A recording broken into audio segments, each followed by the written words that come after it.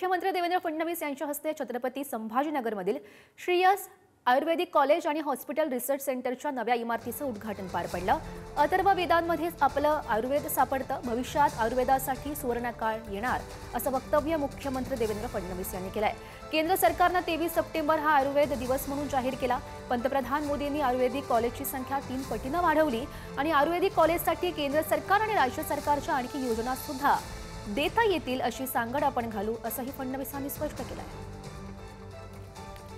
प्रधानमंत्री माननीय नरेंद्र मोदीजी यांनी पुन्हा एकदा सांगितलं की आपली जी काही ही प्राचीन चिकित्सा पद्धती आहे आयुर्वेद, या आयुर्वेदाला पुनर्प्रतिष्ठित करण्याचं आता ही गरज आहे।